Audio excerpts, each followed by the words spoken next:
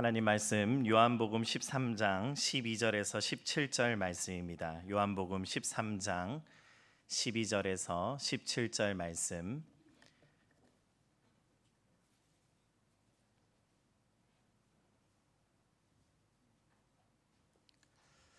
우리 한 목소리로 읽겠습니다. 12절부터 읽습니다. 그들의 발을 씻으신 후에 옷을 입으시고 다시 앉아 그들에게 이르시되 내가 너희에게 행한 것을 너희가 아느냐? 너희가 나를 선생이라 또는 주라 하니 너희 말이 옳도다. 내가 그러하다. 내가 주와 또는 선생이 되어 너희 발을 씻었으니 너희도 서로 발을 씻어주는 것이 옳으니라. 내가 너희에게 행한 것 같이 너희도 행하게 하려 하여 본을 보였노라.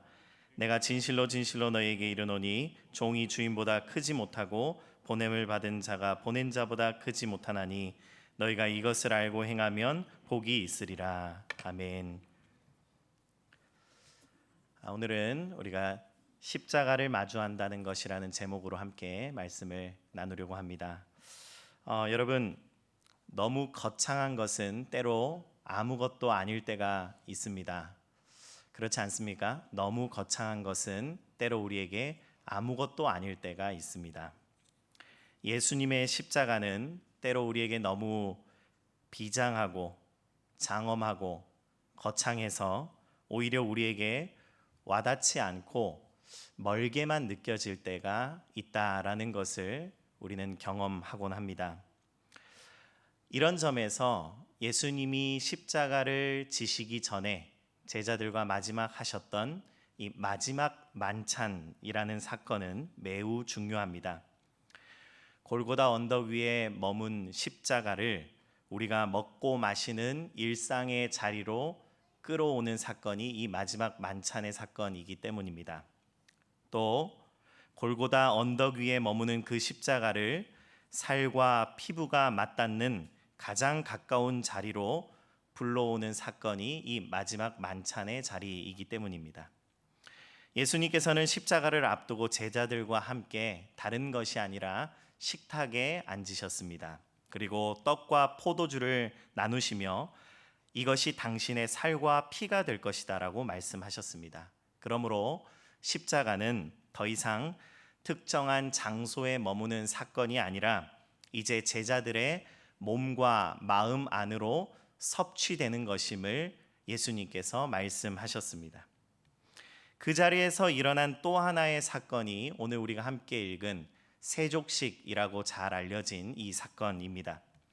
거대한 죽음의 사건이 아니라 제자들의 발 앞까지 찾아오신 예수님의 헌신과 섬김과 그분의 손길과 숨결이 바로 십자가다라는 것을 말씀해 주고 계십니다.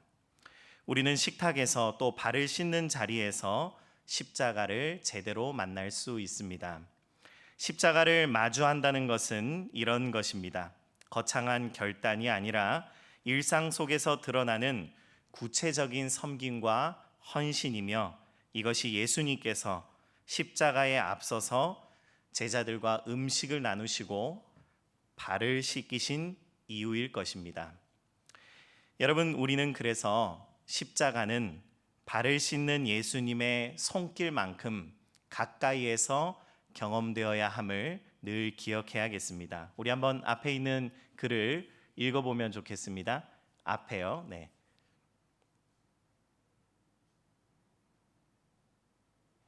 같이 한번 읽어보겠습니다. 십자가는 발을 씻는 예수님의 손길만큼 가까이에서 경험되어야 한다. 우리 8절 말씀을 한번 보도록 하겠습니다. 13장 8절입니다. 같이 읽습니다. 베드로가 이르되 내 발을 절대로 씻지 못하시리이다. 예수께서 대답하시되 내가 너를 씻어주지 아니하면 네가 나와 상관이 없느니라. 여러분, 예수님께서 발을 씻기신 사건은 우리는 낮아지심, 겸손하게 섬기심으로만 기억하지만 그보다 앞서서 이 발을 씻기신 사건이 제자들과 맺고 계신 깊은 관계를 보여줌을 우리는 먼저 기억할 필요가 있습니다. 저는 이 장면을 떠올릴 때마다 저희 아버지가 생각이 납니다. 저희 아버지께서는 제가 꽤 크고 나서도 아마 성인이 되고 아마 결혼을 하고 나서도였던 것 같습니다. 제가 다 크고 나서도 제 발을 많이 만져주셨습니다. 오랜만에 아버지를 뵙곤 하면 아버지께서는 제가 누워 있을 때 제 발을 어루만지셨습니다. 그리고 주물러 주시기도 했습니다. 이 발 가운데 온폭 들어간 부분, 그 부분을 이렇게 엄지손가락으로 누르면서 아마도 말수가 참 적으셨던 우리 아버지께서 저에게 최선의 사랑을, 가장 큰 사랑을 나누셨던 장면이었다라고 생각이 듭니다. 그래서 그런지 저도 아이들이 자라면서 항상 저희 아이들의 발을 만지곤 하는 습관이 있습니다. 내 사랑하는 이 마음이 내 아들들에게 전달되기를 바라면서 내 사랑을 가득 담아서 저희 아들들의 발을 만지고 또 그 자그마한 발에 입맞춤을 하기도 합니다. 여러분, 예수님의 발 씻음 안에 이런 의미가 담겨 있지 않을까 생각합니다. 예수님께서 제자들의 발을 만지시고 씻기시면서 예수님의 손길 가운데에 위로를 가득 담으셨을 것입니다. 그동안 나를 따라오느라 너무 수고했다고 말씀하시는 것입니다. 또 그 손길에는 치유가 있습니다. 제자들의 발에 묻은 먼지와 또 상처를 싸매시면서 겉으로 보이는 먼지와 상처들만 싸매시는 것이 아니라 그 마음 가운데 있는 모든 먼지들과 상처들도 씻어주시는 분이 바로 예수님이십니다. 그리고 그 손길에는 축복이 담겨 있습니다. 앞으로 너희들이 나 없이 걸어가야 하는데 그 길 외롭지 않기를, 내가 늘 동행하고 있음을 잊지 않기를, 그 길을 위로하시고 격려하시고 축복하신다라는 것입니다. 이것은 단순한 스승과 제자의 관계가 아니라 생명과 사랑을 나누는 깊은 관계로 들어갔음을 보여줍니다. 여러분, 우리는 이 손길을 경험해야 합니다. 예수님의 십자가는 분명히 전인류적이고 우주적인 사건입니다. 그러나 그 십자가는 거창한 개념으로만 머물러서는 결코 안 되는 것입니다. 골고다의 십자가가 발을 씻기시는 손길과 만날 때에 비로소 그 십자가가 나의 십자가, 그리고 우리의 현실의 십자가가 된다라는 것입니다. 저 멀리 있는 십자가가 아니라 나의 발을 어루만지는 손길로 다가오는 그 십자가 앞에 오늘도 서시는 저와 여러분들 되기를 간절히 축복합니다. 그곳에서 그분의 씻기심과 어루만짐을 경험하십시오. 그리고 그 손길을 경험했다면 이제 우리도 누군가의 발을 씻어 주어야 할 것입니다. 아버지 얘기를 하나 더 하자면, 제가 어릴 때부터 이 아버지와 함께 목욕 봉사를 자주 다녔습니다. 아버지께서 평생 시골에서만 목회를 하셨는데 이 시골의 어르신들 씻겨드리는 일이었습니다. 온수를 쓰기 어려운 분들이 참 많이 있어서 차량에다가 즉석 온수기를 설치하고 이동 목욕탕을 만들었습니다. 또 한 번은 요양원에 계신 이 어르신을 정기적으로 목욕 봉사로 섬긴 적이 있는데, 한번 그때 같이 따라갔을 때 이 코를 찌르는 냄새 안에서 제가 정신이 혼미해질 정도였습니다. 그런데 땀을 뻘뻘 흘리면서 30분, 40분 이렇게 이 어르신을 씻기고 나니까 얼굴이 점점 붉어지고 생기가 도는 모습, 그 얼굴이 꽤 오랜 시간이 지난 지금도 생생하게 기억이 납니다. 사랑하는 성도 여러분, 결국 사람을 살리는 것은 사람의 온기밖에 없음을 기억하시기 바랍니다. 그리스도의 십자가가 실제가 되려면 그분의 인격적인 만남 속에서 예수 그리스도의 온기를 경험해야 합니다. 그리고 우리의 사랑도 누군가를 살리는 생명의 사랑이 되기 위해서는 우리의 온기가 담긴 사랑이 되어야 함을 기억하시기 바랍니다. 누군가의 발을 만지고 씻어줄 때에, 그 온기가 전해질 때에 그 자리에서 생명이 살아나는 것입니다. 또 한 가지 우리가 살펴볼 것은 십자가는 자존심을 내려놓는 것이다 라는 겁니다. 우리 옆에 분과 함께 이렇게 인사했으면 좋겠습니다. 십자가는 자존심을 내려놓는 것입니다. 째려보지 마시고 이야기하시면 좋겠습니다. 여러분, 십자가가 저 멀리 골고다 언덕 위의 십자가가 아니라 내 발을 씻겨주시는, 내 가장 가까운 곳에 찾아오시는 그런 십자가라면, 여러분, 우리는 그 십자가를 통해 우리의 자존심을 내려놓을 수 있어야겠습니다. 14절과 15절 말씀을 같이 한번 읽겠습니다. 내가 주와 또는 선생이 되어 너희 발을 씻었으니 너희도 서로 발을 씻어주는 것이 옳으니라. 내가 너희에게 행한 것 같이 너희도 행하게 하려 하여 본을 보였노라. 여러분, 예수님께서 십자가를 지셨습니다. 그런데 그에 앞서서 제자들의 발을 씻기셨습니다. 한번 질문 드립니다. 예수님의 십자가가 어려운 것입니까? 아니면 제자들의 발을 씻는 것이 더 어려운 일입니까? 당연히 십자가를 지는 것이 훨씬 더 어려운 일이겠죠. 그러나 어쩌면 더 어려운 것은 일상 속에서 나보다 낫다고 여겨지는 사람, 나보다 낫다고 여겨지는 그 사람 앞에 무릎을 꿇는 일일지도 모릅니다. 십자가를 짊어지는 것보다 나보다 낮게 여겨지는 그 사람 앞에 무릎을 꿇는 것이 더 어려운 일일 수도 있다라는 것입니다.